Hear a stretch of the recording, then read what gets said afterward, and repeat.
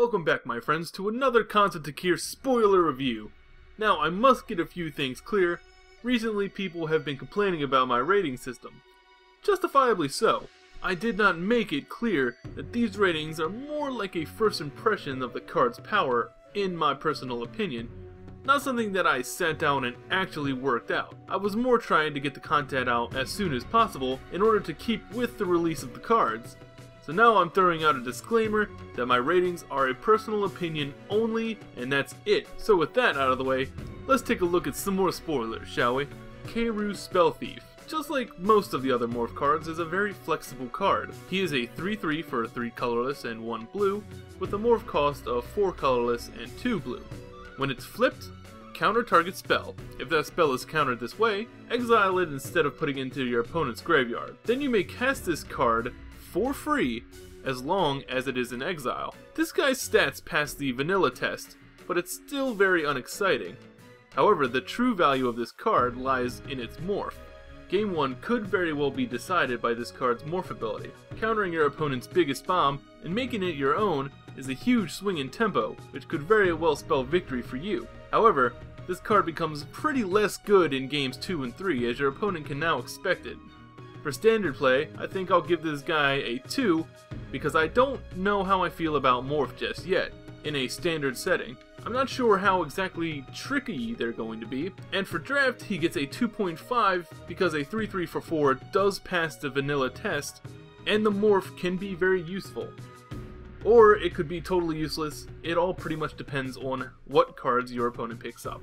Next up we have Mock Instigator, a 2/1 for 1 colorless and 1 red, a morph cost of 2 colorless and 1 red when he is flipped face up, and if it is your turn, untap target creature, take control of it until end of turn, and it gains haste. A very typical threaten effect that we have seen pretty much countless times in red. I personally don't like these kinds of effects in limited, however they have seen some recent play here and there in standard, though rarely. Be though as it may, this card is a lot more flexible than a standard threaten or act of treason, in that it is a creature as well.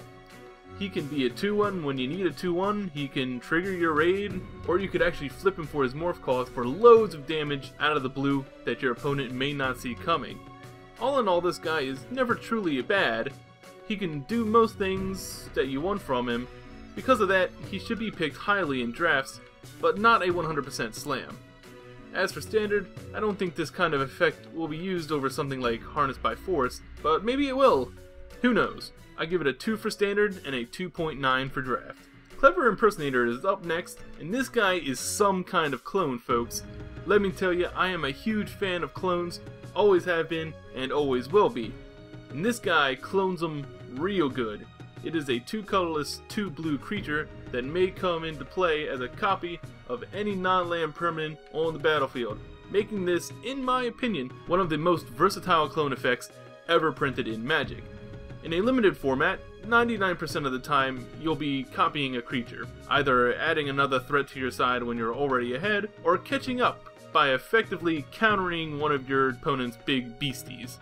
Either way, this is still just a clone, and because of that, it really requires things to be in play to be good. As a secondary note, this card can clone enchantments, making it good against the multiple ascendancies that will definitely be floating around the table. This mythic isn't the most powerful thing on the planet, but I'm sure playing it won't make you sad. It gets a 1 for standard because clone effects I feel are pretty weak in that format, and a 2.3 for draft because it really depends on the stuff on the board. Crater's Claw is a fireball effect, more like Incinerate, where you pay X and a red to deal damage to a target creature or player at sorcery speed. However, as a small bonus, it has Ferocious. If you control a creature with power 4 or higher, you can add an additional 2 damage to this spell's effect. So, if you have Ferocious, this spell can do 3 damage for 2 mana. Lightning Bolt has always been great, but it loses a lot of points because it's a sorcery spell and not an instant. In Limited, removal is king, and fireball effects have always been amazing. You can use them to kill huge creatures, or you can use them to finish off a close game, so they always have value. This is premium removal, and for that, I would likely first pick this card in the draft. However, it is a little too slow for standard play, so it gets a 1 for standard and a 5 for draft. Finally, for today's episode, we have Sage of the Inward Eye. He is a 3/4 flyer for 2 colorless, 1 blue, 1 red, and 1 white. Also, he has whenever you cast a non-creature spell, creatures you control gain lifelink until end of turn. A 5-mana 3/4 flyer is always great in a limited format. Additionally, with an upside, which could potentially swing a far gone game in your favor by giving you loads of life. There is an abundance of cheap tricks in these colors to trigger all your prowess guys, so getting value from this guy won't be too much of a problem. I wouldn't blindly slam pick him, but he's very powerful and shouldn't be underestimated. For standard, I'm not sure about this one. A 3/4 flyer for 5 isn't good enough most of the time, and I believe his ability doesn't really work well for control decks. But he may be a little too slow for aggro decks at the same time. Maybe a mid-range deck could use him, but there are likely better options for that slot. He gets a 2 for standard and a 3.6 for draft. Alright everyone, thanks again for watching. Remember to like and subscribe for more Khans of Tarkir spoiler reviews. Ta hear you later folks.